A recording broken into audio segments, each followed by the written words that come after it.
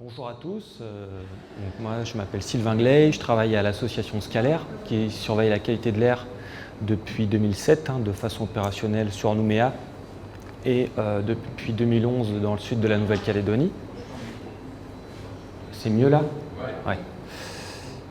Donc l'association Scalaire qui mesure la qualité de l'air depuis 2007 de façon opérationnelle sur Nouméa et depuis 2011 dans le sud de la Nouvelle-Calédonie. Donc l'idée aujourd'hui, c'est de vous présenter un état des lieux de la pollution atmosphérique en Nouvelle-Calédonie sur les zones qui concernent la surveillance par Scalaire. Et l'idée, c'est de vous présenter des indicateurs qu'on a pu compiler depuis ces dernières années pour vous apporter un éclairage. Donc la qualité de l'air actuellement, en 2015, qu'on observe, et le suivi, quelle évolution depuis qu'on mesure de façon transparente et avec des méthodes qui sont normées et suivies depuis 2007.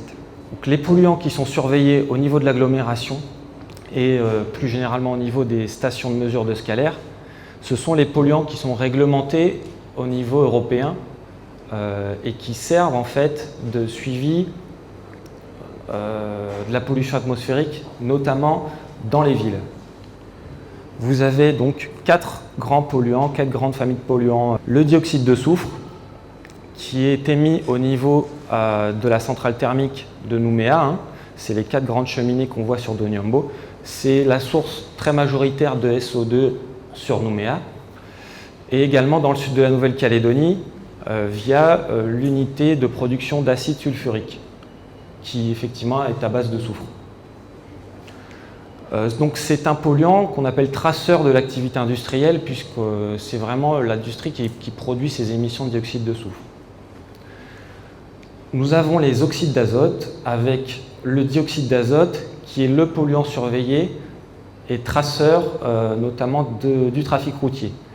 C'est un polluant qui est surtout émis au niveau des pots d'échappement et également au niveau de l'industrie. Il faut le préciser, dès lors qu'il y a une activité de combustion de type dans les moteurs ou la production d'énergie. L'ozone, qui est un polluant secondaire, comme on l'a bien expliqué à la précédente présentation. Les poussières PM10, les microparticules, dont la taille est inférieure à 10 micromètres. 10 micromètres, il y a des personnes, je pense, vous savez tous que c'est une poussière PM10, mais un ordre d'idée, c'est 10 fois plus petit que la taille d'un cheveu en moyenne. Donc c'est une poussière qui est invisible à l'œil nu et qui va rentrer profondément dans les poumons jusqu'aux alvéoles pulmonaires pour les poussières les plus fines. Et c'est ces poussières qui peuvent rentrer après dans le sang et provoquer des maladies cardio-respiratoires.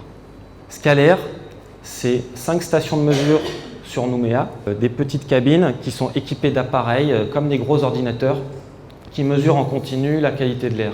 Chaque appareil est spécifique d'un polluant, ce qu'on a vu juste avant. L'air rentre à l'intérieur de la cabine par des têtes de prélèvement et ensuite transite dans les appareils.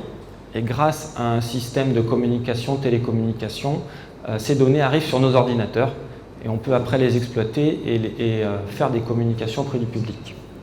Scalaire, donc brièvement, le réseau de surveillance à Nouméa, les 4 stations, Logicop, Montravel, Faubourg-Blanchot, Ansvata, qui tournent depuis 2007 avec un taux de fonctionnement entre 98 et 99%, donc c'est très très bon. Des campagnes tubes passifs, donc voici un peu les points qui sont suivis de manière par campagne annuelle.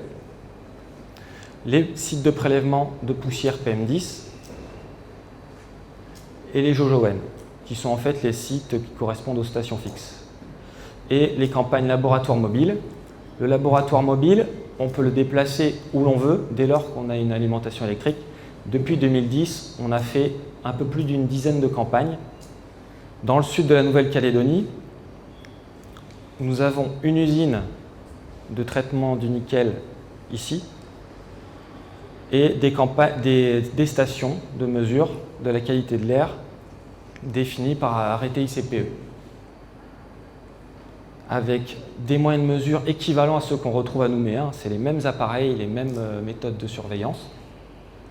Jojowen, préleveur parti-sol et station fixe.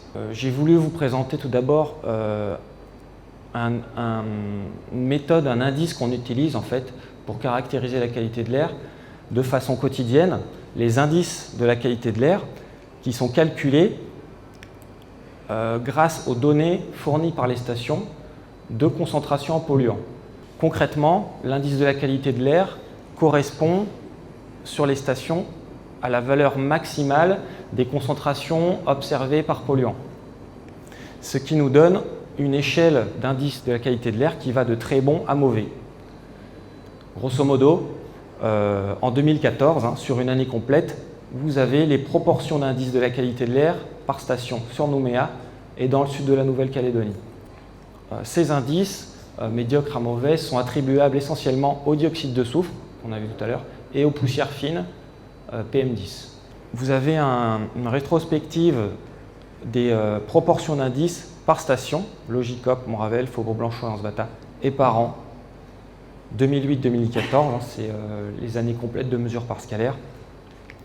Et on observe, voilà, selon les stations, on a toujours Montravel, quelles que soient les années, et Logicop, qui sont les plus impactés, une tendance qui est quand même à la baisse par rapport à les mauvaises qualités de l'air, mais on observe quand même une proportion d'indices moyen à médiocre qui est quand même assez stable, même aujourd'hui. Qu'est-ce qu'on peut dire de la pollution d'origine industrielle? Vous avez ici les concentrations annuelles par station depuis 2008. Et on peut observer que ces concentrations sont assez stables d'une année sur l'autre sur le réseau de mesure, avec toujours la station de Logicop qui affiche des concentrations les plus fortes. Ces concentrations, à noter, au niveau annuel, sont inférieures aux valeurs de seuil, qui sont de 20 et 50 microgrammes par mètre cube, définies par la réglementation européenne. Ce sont des cartes qui n'ont pas encore fait l'objet de publication officielle. C'est un travail qui est mené au sein de Scalair depuis plusieurs années, le déploiement d'un outil de modélisation. Concrètement, ça nous permet d'avoir des cartes de répartition des polluants sur la ville. Donc ici, ce sont des cartes de concentration moyenne annuelle. Vous avez une zone de panache qui s'étend de Doniambo, la source d'émission pour le SO2, vers l'est-nord-est et l'est-sud-est, qui correspond à la direction des vents dominants à l'échelle de l'année. En ce qui concerne la pollution de pointe, un seuil existe pour caractériser cette pollution de pointe par le dioxyde de soufre. C'est le seuil d'information et de recommandation, qui est de 300 microgrammes par mètre cube en moyenne sur une heure. Et chaque année, on compte le nombre d'heures de dépassement de ce seuil par station. Et vous voyez quand même une réduction très notable depuis 2008 à 2014 du nombre de dépassements de ce seuil, avec une augmentation croissante d'utilisation de fuel bas soufre qui finalement réduit les quantités de dioxyde de soufre. Et c'est pour ça qu'on arrive à ces valeurs-là. Voilà, graphiquement, voilà, c'est le même tableau graphiquement. Vous voyez beaucoup de dépassements en 2008 et très très peu en 2014. Et cette baisse est confirmée pour l'année 2015. Dans le sud de la Nouvelle-Calédonie, sur les stations fixes, également des niveaux très faibles de dioxyde de soufre en moyenne annuelle. Aucun dépassement du seuil d'information sur les stations fixes. Je précise quand même qu'il y a une station qui fait partie de l'usine de Vallée qui n'est pas présentée ici dans le cadre de cette présentation, qui a subi depuis 2011, enfin depuis qu'on a observé, qu'on effectue cette surveillance, des dépassements du seuil d'information et aussi des niveaux qui servent à caractériser la protection de l'environnement, mais qui fait partie de l'usine et qui ne fait pas partie officiellement du réseau ICPE. Pour les PM10, au niveau de Nouméa, nous avons des moyennes annuelles qui respectent globalement l'objectif de qualité annuel de 20 microgrammes par mètre cube en moyenne sur l'ensemble des stations. Grosso modo, on appelle ça des niveaux de fond, des niveaux qui sont observés à l'échelle de l'année. de l'ordre de 15 à 20 microgrammes selon les stations. Des cartes de modélisation, encore une fois, ce sont des cartes qui vous sont proposées, qui sont encore des cartes de travail, hein. On travaille dessus, c'est, disons, les dernières avancées en termes de modélisation qu'on peut vous proposer aujourd'hui. Donc la pollution aux particules, elle est beaucoup plus diffuse que le SO2. C'est une pollution qui est multisource, qui peut être issue de l'activité industrielle, mais aussi du trafic routier, des chantiers, des poussières d'origine naturelle, des feux de végétation. Et on a quand même une évolution par rapport aux données actuelles, hein, d'une augmentation des concentrations en poussière, hein, une légère augmentation entre 2008 et 2010.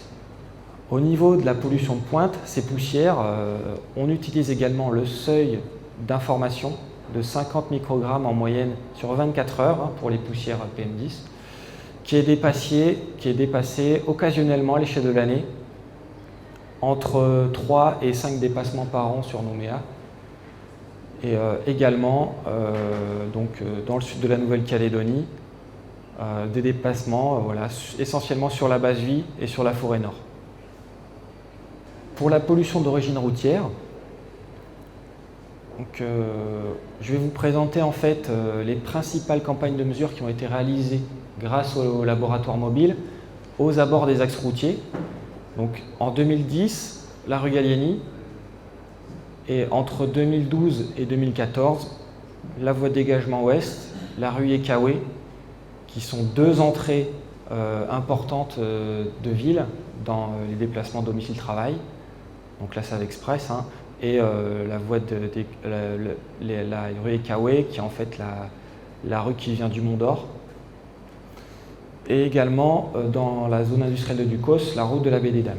On peut mettre en évidence des liens entre le nombre de véhicules et les concentrations qu'on observe en polluants. Donc ici, c'est l'exemple de la rue Ekawe en 2013, où l'on a mis en parallèle un comptage routier, donc qui était vraiment au niveau de la station, hein, et les concentrations fournies par les appareils. On observe, donc vous avez en axe DSX, là, les heures de la journée, hein. Donc en moyenne, c'est un profil journalier des concentrations qui sont très basses durant la nuit, hein, peu de circulation routière, qui commencent à augmenter à 5 heures du matin, très fortement, avec un pic entre 7 heures et à peu près 11 heures du matin, où nous avons un nombre de véhicules qui va jusqu'à 1600, 1700 véhicules par heure, hein, dans les deux sens, et des concentrations donc, au niveau de la station qui étaient de l'ordre de 25 à 30 microgrammes en moyenne sur ces heures de pointe de forte circulation. Et à la fin de la journée, le pic du soir et la rebaisse, effectivement, des gens qui rentrent chez eux. Donc c'est un cycle de pollution au niveau de l'axe routier qui se trouve tous les jours, qui est beaucoup moins accentué le dimanche, hein, mais qui est comme ça quotidien au niveau des axes routiers. Les derniers travaux de modélisation, c'est vraiment la dernière carte qu'on a pu sortir au niveau des oxydes d'azote. C'est une carte qui utilise vraiment toutes les données qu'on a pu ressortir, qui utilise les campagnes de mesure par échantillonnage passif et l'outil de modélisation par dispersion, c'est-à-dire de la source vers l'extérieur, hein. Donc c'est la combinaison de ces deux outils qui permet de mettre en évidence ces concentrations d'oxyde d'azote qui sont très liées aux axes routiers principaux. Donc effectivement, il y a de la pollution routière. On a des niveaux qui peuvent être jusqu'à 5 fois plus élevés en oxyde d'azote, voire plus, hein, au niveau des axes routiers que par rapport aux zones urbaines qu'on mesure en continu. Mais pour autant, on reste quand même largement en dessous des seuils. On va s'intéresser aux métaux lourds présents dans les particules fines PM10. Donc Scalair assure le suivi des concentrations en arsenic, cadmium, plomb, nickel et mercure à Nouméa. Ces métaux-là sont les métaux réglementés à l'échelle européenne. Donc des valeurs de seuil sont définies à l'échelle annuelle, hein, à ne pas dépasser. ces prélèvements de mesure après analyse permettent de calculer des moyennes annuelles de concentration en métaux sur les stations de mesure équipées de préleveurs. Donc, les stations, toujours les mêmes, hein, Montravel, Logicop, Faubourg-Blanche et Vata, pour les 4 polluants qui font l'objet d'un suivi pseudo-continu, voire continu pour le nickel depuis 2013. C'est-à-dire que pour le nickel, on analyse systématiquement tous les filtres. Chaque semaine, on a plus de 90% de représentativité annuelle en termes d'analyse de filtres pour le nickel. Pourquoi? Puisque c'est l'élément qui vraiment est concerné par des niveaux plus élevés qui peuvent dépasser à l'échelle de l'année les valeurs limites à l'échelle européenne, donc à savoir les seuils d'évaluation inférieurs et supérieurs et la valeur cible en rouge ici dans le graphique qui est de 20 nanogrammes par mètre cube en moyenne annuelle. Alors dans chaque graphique, vous avez 2 colonnes. Pourquoi 2 colonnes? Comme vous avez vu à la précédente diapo, on utilise 2 appareils différents. Un appareil, donc c'est les colonnes enfoncées, hein, qui historiquement équipe les stations de scalaire, mais cet appareil malheureusement n'est pas aux normes, en tout cas n'est plus aux normes de référence pour les poussières. En fait, cet appareil sous-estime les concentrations. Et l'autre appareil, donc c'est l'autre colonne, qui au même endroit mesure des niveaux plus importants. Alors, vous voyez les écarts hein, qui sont quand même conséquents. Ces écarts, donc il faut quand même vous expliquer comment on a évalué ces concentrations. On ne dispose pas à l'heure actuelle de 4 appareils qui nous permettent de mesurer en continu sur 4 stations. Donc ces moyennes, hein, ça c'est des données sur l'année 2014 qui sont estimées grâce à une formule d'équivalence. Donc on a calculé grâce à des données qu'on a récoltées entre 2012 et 2013, on a calculé cette formule d'équivalence qui permet de passer d'un appareil à un autre. C'est-à-dire qu'on mathématiquement, on calcule les concentrations en nickel telles qu'elles auraient été avec un préleveur de référence. Voilà. Donc ce sont des concentrations qui restent estimées, donc qui ne sont pas des concentrations réellement mesurées, hein, mais qui sont beaucoup plus proches de la réalité que celles qu'on aurait avec un préleveur qui n'est pas de référence. Voilà. Bon, c'est quelque chose d'assez technique. Voilà, vous comprenez le principe, c'est ça l'idée. Hein. Et donc aujourd'hui, on dépasse sur l'ensemble des stations potentiellement la valeur cible sur l'ensemble des stations pour le nickel à Nouméa. Pour le sud de la Nouvelle-Calédonie, également des mesures en arsenic, cadmium, nickel et mercure. Donc les concentrations mesurées sont tout d'abord moins représentatives qu'à l'échelle de Nouméa, puisque au niveau de la réglementation locale, c'est uniquement 8 semaines de prélèvement qui sont réalisées à l'échelle de l'année dans le sud. Et pour le nickel, donc ça c'est l'extrait d'une des campagnes de nickel réalisées en 2014, où la valeur cible n'est pas dépassée. Il y a simplement la station de la Forêt Nord qui dépasse le 2e seuil pour le nickel. Donc contrairement à ce qu'on pourrait croire, le sud de la Nouvelle-Calédonie qui est riche en nickel, qui effectivement contient des mines et une usine de nickel, sur les stations de mesure, on a moins de nickel, beaucoup moins de nickel qu'à Nouméa. Un dernier moyen de surveillance, donc pour mesurer les poussières, les poussières totales, hein, enfin tout ce qui tombe du ciel en fait, tout ce qui retombe du ciel, donc des poussières beaucoup plus grosses. Donc historiquement, on utilisait un dispositif de plaquettes de dépôt. Donc des poussières retombent sur les plaquettes qui sont en fait badigeonnées d'un spray collant qui va capter ces poussières. Et depuis 2011, nous avons installé des JoJo-N qui, contrairement aux plaquettes, en fait, permettent de collecter la phase liquide également des poussières. Et donc, on a une meilleure estimation des quantités de poussière qui tombent avec ce dispositif-là. Les résultats qui vous sont présentés, aujourd'hui, on ne dispose uniquement que des données plaquettes de dépôt. Les données JoJoN, en fait, la méthode de traitement était en cours encore l'année dernière. Donc on a les premiers résultats qui sont en cours de traitement et qui vont pouvoir être présentés prochainement.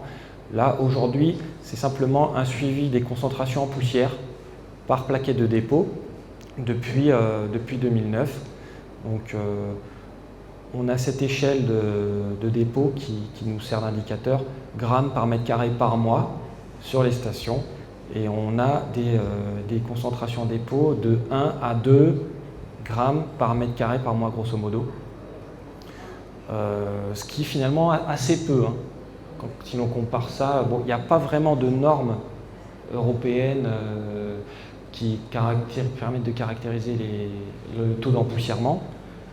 On a simplement une valeur indicative en fait, qui est surtout utilisée au niveau des carrières.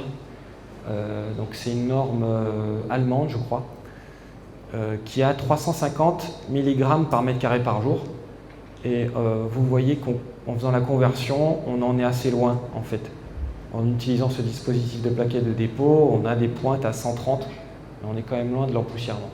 C'est-à-dire, en moyenne, à l'échelle de l'année, l'empoussièrement est quand même relativement faible. Même si ponctuellement, effectivement, les Nouméens observent des poussières sur leur balcon, sur leur voiture. Donc les nouveautés et perspectives 2015,